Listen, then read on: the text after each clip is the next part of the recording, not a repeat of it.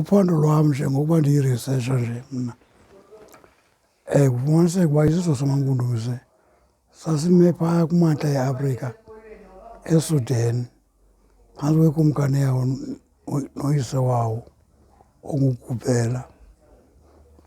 uGubela ke wazala uKhubone. uKhubone wazala uMlengelezana, uMlengelezana wazala uDlozela, uDlozela wazala uSilisidi. uSilisidi yeyona ndoda ke sijonge kuyo kakhulu kuba uDlozela, uSilisidi ube nabafazi abathathu. Umfazi omkhulu uzele uMavovo. uMavovo ke ngulo uzele oMkhize, ookhabazela aba babo bokwakhe kwaZulu. Kwindlu yasekunene ngenguNjanye. uNjanye wazala amawele, uMpondomise noMpondo, newele linguMxesibe. uMxesibe ke ozala kunye, ozala amaQwadi la. Now esithathu indlu yeQadi yanguNomafu, wazala uNomafu. uNomafu ke emva koNomafu wazala uVane. uVane emva koVane wazala uSwazi. uVane namaSwazi ngabantu bangasemva kuba bakwindlu yesithathu. Ndibuye ke ndize ngqo kule ndlu ndikuyo mna kaMpondomise. uMpondomise ke uye wazala umntana wokuqala indodana nentombi. Indodana yaba nguRhudulu. uRhudulu ke kunye nodade wabo oyintombazana owandela kwikumkani yamaXhosa, uNkosi Yamntu. Ngelo xesha ke kwakusendawo kuthiwa kuseDedesi, kwakusahlala phaa kwezizo zonke zingehleli ngezantsi apha. Le ntombazana ke yandela phaa kuNkosi Yamntu yaze yazala uTshawe. uTshawe wazokhulula apha kulonina emaMpondomiseni. Uthe ke asawubhubha uyise uNkosi Yamntu wacela abantakwabo aba amaRhudulu bamkhaphe awubeke ilitye kuyise. Kanti ayinjongo zakhe azikho ukubeka ilitye kuphela, ujonge nobhukuqa umkhulu wakhe uCirha. Kuba emaXhoseni yanguCirha indlu enkulu, yanguJwarha ekunene, yanguYatshawe eQadi. Bambhukuqa ke uCirha, yanguTshawe inkulu nekumkani yezizwe zamaXhosa njengoko kusenjalo namhlanje. uTshawe ke wathi le mfazwe yakhe nomntakwabo ingakhange yehlule unxibe zezi ngwevana, amaRhudulu ezingwevu. Kwasekuthiwa ngamangwevu, angamangwevu kangoba enziwa amaphakathi amakhulu emaXhoseni, ngakumbi kwicala kaRharhabe. Kuthi xa sokungcwatywa ikumkani phaya ecala kuqala kungena umngwevu. Kodwa ke isizwe samaMpondomise sabona uba uRhudulu akanaba yikumkani kuba wezizekele uMpondomise. Yazeka umfazi ozala ukumkani. Lo mfazi wazala uNtose. uNtose naye uphinde wazizekela, wazala uCwerha. Waze kwesibini wazala uMpinga. Saphinda sathi isizwe apha phazi bobabili banawuzala ikumkani. Ingaziinkosi nje mawufunwe esizweni umfazi ozozala ikumkani nentloko yesizwe. Wawufunwa ke kwazala uNgcwina lo mfazi kunye noDombo noDebeza wobathathu. uNgcwina ke naye uphinde wenza the same thing, wazizekela wazala uBukwana. Kwaphinde kodwa hayi khona uBukwana akanaba yikumkani, makuziwe zizwe khulu zee-100 kwayozekwa eMaqwatheni, kwazala uDosini.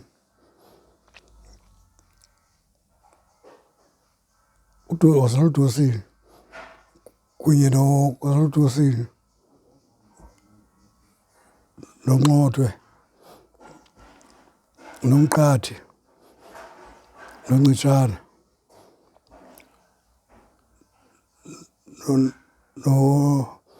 noCaka noNqana.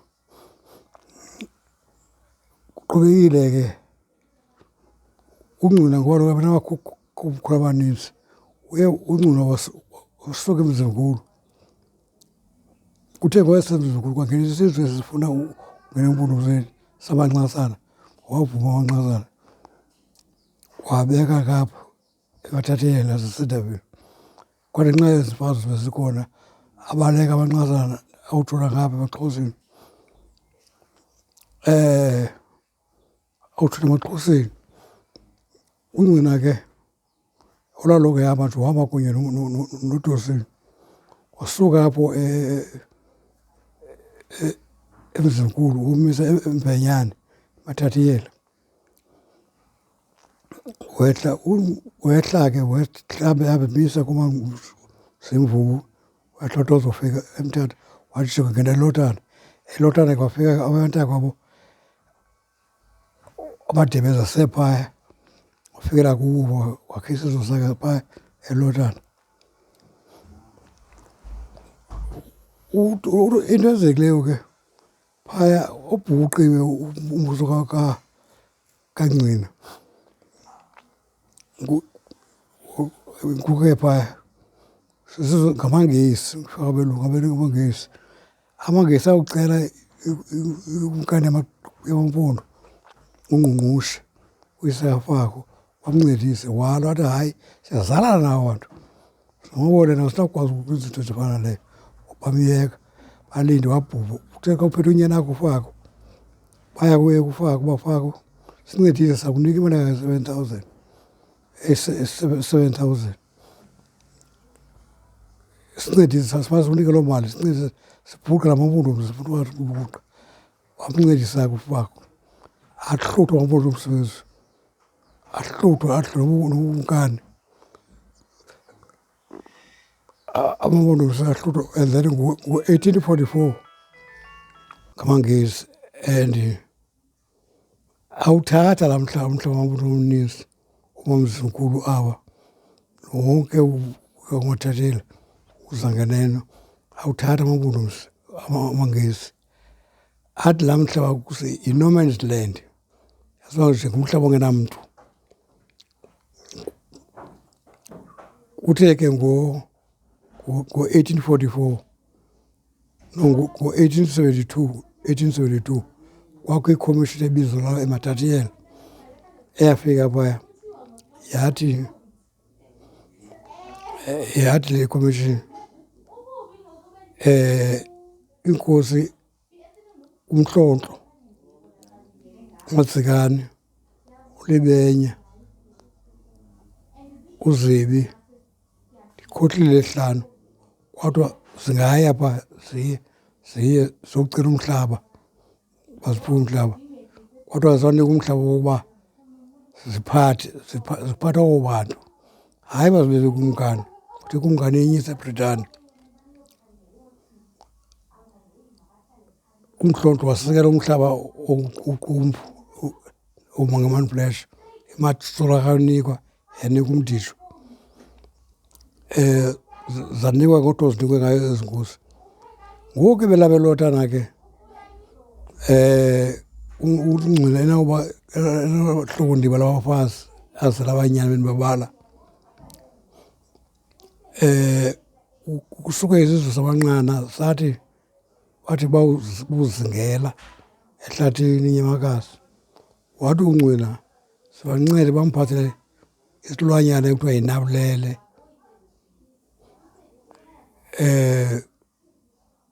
baya ke xa befika phaa ehlathini besembambeni yehlathi bahlangana kunye nosana abangalaziyo noma yilele umntu waleli silwanyana wayintoni kodwa bayapholwa umntana womthwakazi lo umntana womthwa oyintombazana bamthatha bamsa komkhulu.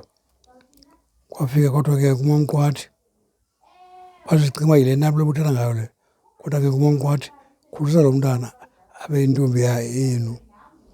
Wamkhulisa ke uthi xa seyintombi endala lo mntana seyinamabele intombi endala kwaxhelwa komkhulu kwakuxheliwa komkhulu yacela intombazana inyama namathambo yazipheka ubusuku bonke sasatyisa abantu bethuka wantene inyama imandi ngolu hlobo uyimande inyama kwabisele kumkane le. Usuku lomini yathi kumkane usuka namhlanje lo mntana womthwakazi makabe ngumphekeli wakhe uyophekela yena. Wayemphekela ke emsisa kwindlu uba kumkani ulala kwizindlu ngezindlu ke njengena Phazanisi bayelotana. Yamphekela kwathi kuyaqatywa kwatyhini umntana ukhulelwe. Xa kubuzwa umntana uba mntanam ukhuliswe ngubani yakhomba elangeni ayafuna uthetha. Athi amakhosikazi amadala akhe myeke ndizambona le angabelekisi.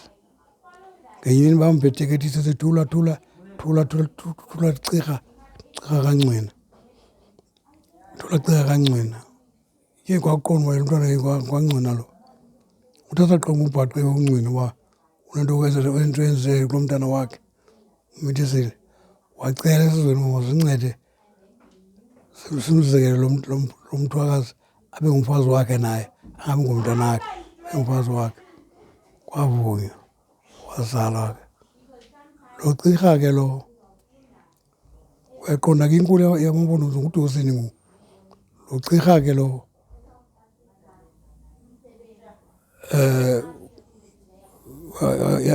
ngenye imini uDosini eyohlamba kwelolweni phaya elotana ezigqiba ngengceke uba xexabeni ilanga liyamtshisa ilanga.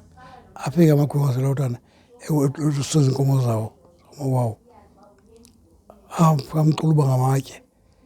Iphakathi kaDosini ekuthiwa nguBuso Bempaka. Lafika lathi litheni libetha inkosi nje? Bathi bona hayi besibabona imbulu amaxesha emvulu.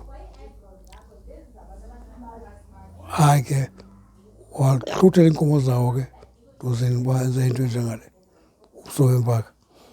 Kwaxa uBuso Bempaka wayezihluthela qho iinkomo kwagqitywa into yoba mabuhluthwe ubukhosi babuDosini. Buhluthwa kwabuDosini ubukhosi. Kwasebuhlutha njani uDosini ngoba lilungelo lakhe eli alizalelweyo. Hayi kwathiwa makahluthwe watsityelwa wapanwa icebo lenye indoda wapanwa. Kwabizwa abantwana bento babalile apha bakaNcwina babathatha esikhundleni bala bonke. Bathi anawuthatha esikhundleni bala onke abantwana bakaNcwina. Wathi umntu wakwendoda elichulethile ethi heyi masithatheni sibizeni laa mntana womthwakazi uzele. Kodwa akanawulunga loo mntana umntana esilwanyana unina anazo nesiduko. Wathi lo hayi laa mntana uphume endoda enye nala bantwana makabizwe. Wabizwa wavuma lula yena wathi mbophe ndizamhlaba ndizawuba nomkhonto umhlaba womkhonto. Wathi nikezela ubukhosi kum. Yiyo nto ke ubukhosi ndibubona buyaya kwindlu yakwaJola.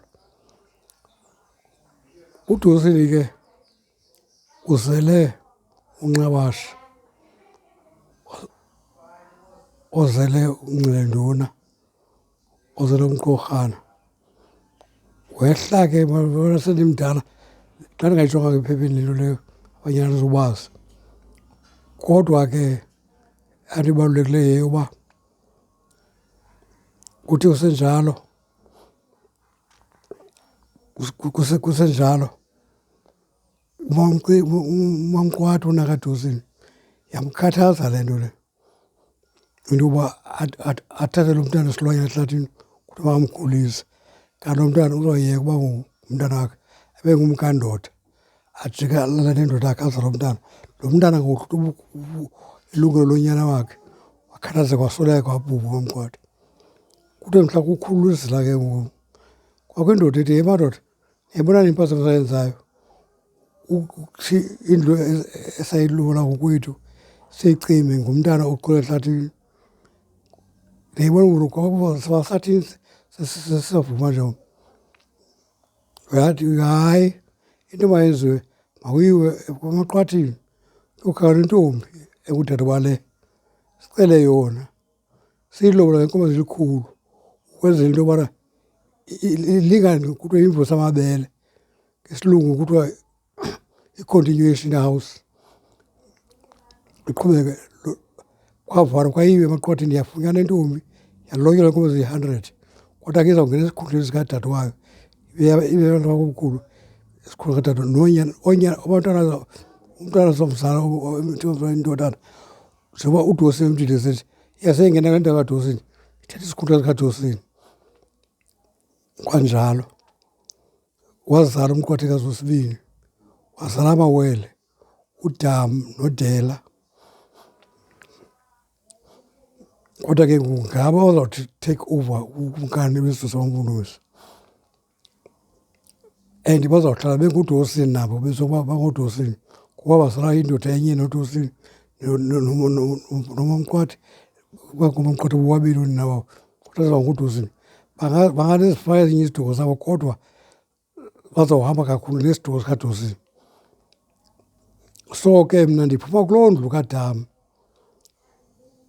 Qhubeka ke uthe ethubeni uDamu ke wazala uVashula. UVashula wazala uTebetebana. uTebetebana wazala uPhangelelanga. Behla ke njalo njalo sizofika apha kuthi. Ngexesha likaVashula unyana kaDamu kwakuphethe phaa eMpondomiseni uSame kwicala lakwaJola.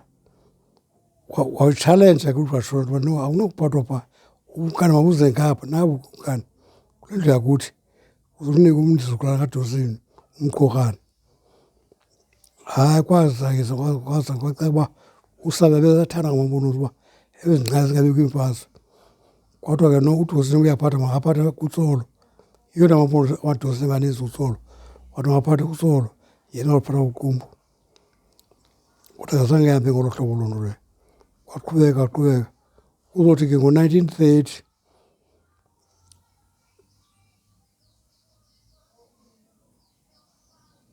kuthi ngumzukulwana kaDamu noVashula uCharles Thonjeni wabutshalenja ngento ubukhosi uba ubukhosi obu abunawuhamba uhlale phaa kulaa ndlu ikhona le ndlu. Wabe ke uCharles Thonjeni nguye oziqatsayo ngo-1930 okubana abuse obu bukhosi phaa. Wathi ke ubukhosi ke esafumana abunike umzukulwana lo kaDosini kaMqorhana uStoyi. Into ke babethwa ke bona kwicala likaCharles Thonjeni ngevoti babengenagqwetha. Now ngoku ke yiyo ke le nto ithe xa mna ke mzukulwana kaCharles Thonjeni ndibubuyisa uba mabuke ukumkani. Ndafumaniseka uba kule ndlu kaStoyi yayilwa kuba omkhulu uba uStoyi zange afumane umntana oyindodana, wazala iintombi zodwa. Ndakhumbula kanene uba kwakuthiwe le ndlu le yiyo wayengeendaweni iyiContinuation House, le ndlu kabawomkhulu uDamu. Mandingene egameni likaDosini likaDosini ndilwa ngokumkani kaDosini njengoDosini. Yiyo ke nto ndibona ukuba ngolu phakathi kwendlu indlu kaDosini ke kaStoyi naxa ingazange ibe khona ngoku xa kuqhunywa ngam iye yavela ngo-1990 amaDosini adibana kwaThafa eMbutho avana ngegama elinye uba mawubekho umntu kudalwe madoda mawubeke ukumkani. Ukhona nomntu ongabuya othi imini uba nguye wapha kwaDosini umzukulwana akavela.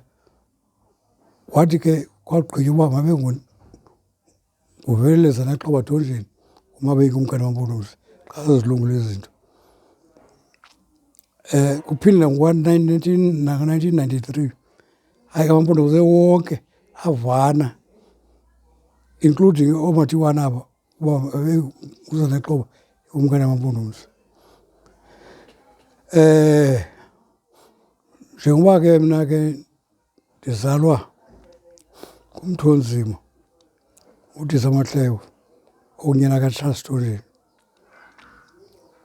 mna ke eyam inzala